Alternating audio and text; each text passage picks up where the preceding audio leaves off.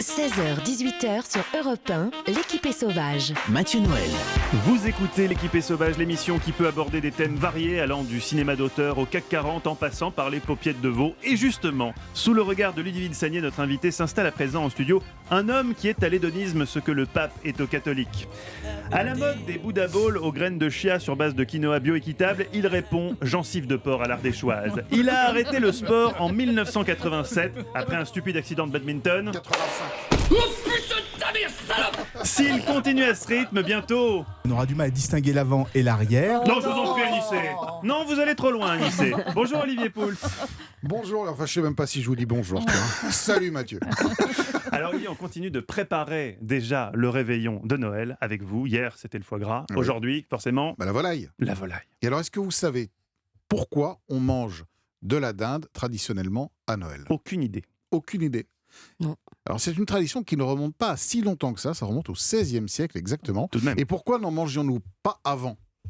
De- Toujours pas l'idée? Non. Non. Eh bien, parce qu'il n'y en avait pas. Comment ça, il n'avait pas Je Eh n'osais ben pas non. le dire parce que je me suis dit je vais passer pour une fille. La Pourquoi dinde, vous avez qu'il y en aurait eu tout à coup la dinde a été ramenée Non. par Comme Christophe les pommes de Colomb. terre? Exactement. Elle a été ramenée par Christophe Colomb. Ce n'était pas un animal, un volatile qu'on trouvait en Europe. Et d'ailleurs, pourquoi Top, elle top. s'appelle... La poule au pot. Ah, ben la poule, oui, mais pas la dinde. D'accord. La poule, oui, là, ça, Ok. la poule, on la Je me connaît suis bien depuis ridiculisé là. Bah oui, Bien, oui, oui. bien, Eh oui, on parce enchaîne. qu'avant le XVIe siècle, en fait, à Noël, on mangeait de l'oie. Et comme cette dinde est arrivée et que c'était un animal plus exotique et plus fascinant, elle s'est petit à petit imposée sur les tables. L'époque où la dinde était un animal exotique et fascinant. Bah oui, exactement.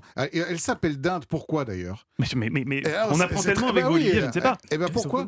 Parce que Christophe Colomb, quand il est arrivé en Elle vient Amérique, d'Inde, il croyait qu'il était où? aux Indes. Eh ben, il croyait qu'il était aux Mais Indes. non. Donc il a dit, c'est une poule d'Inde.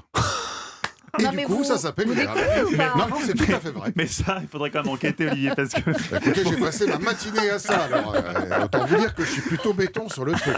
Alors, c'est vrai que la dinde, Et aux États-Unis, elle vient de Turquie en fait. c'est ce qu'il appelle le Tolkien. Bien joué. Oh Annie, c'est Pas mal. joli. Alors, bon, c'est vrai que à mon avis, n'a pas été une très bonne idée de remplacer l'oie par la dinde, parce que l'oie, c'est franchement bien meilleur. C'est La vrai. dinde, c'est quand même un peu sec. C'est pas terrible, la dinde. Il vaut mieux manger un chapon, il vaut mieux manger une poularde, il vaut mieux manger une oie, mais surtout, il vaut mieux bien la cuire. Parce Alors, que là comment est toute Oui, parce que l'astuce souvent, de la c'est cuisson. sec.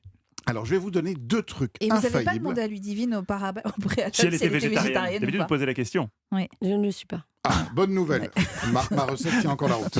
Il était trop tard pour faire machine arrière. Parce Je que- mange rarement de la dinde à Noël, mais Toute la Vous difficulté allez en voir, fait dans vous la allez avoir cuisson envie de manger de la la dinde. volaille, c'est de la garder moelleuse et c'est d'avoir le blanc qui est cuit et les cuisses aussi en même temps et pas le blanc sec et les cuisses cuites ou l'inverse. Comment faire? Alors comment faire? Tout d'abord, une petite astuce, votre volaille, quelle qu'elle soit, vous allez la laisser dans votre frigo pendant 2 jours de manière à sécher l'extérieur, à sécher sa peau. Ça permettra d'avoir une peau bien plus croustillante. Donc vous la laissez simplement poser sur un plat dans votre réfrigérateur sans la recouvrir. Première opération.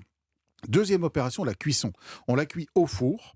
On la cuit dans la partie haute du four en démarrant à four froid et en retournant l'animal. On a tendance à cuire la volaille en mettant les blancs vers le haut. Et c'est une erreur. Il faut mettre les blancs vers le bas parce que la chaleur est, surtout quand on est en haut du four, la chaleur va être plus proche. Sauf si on a mis chaleur tournante.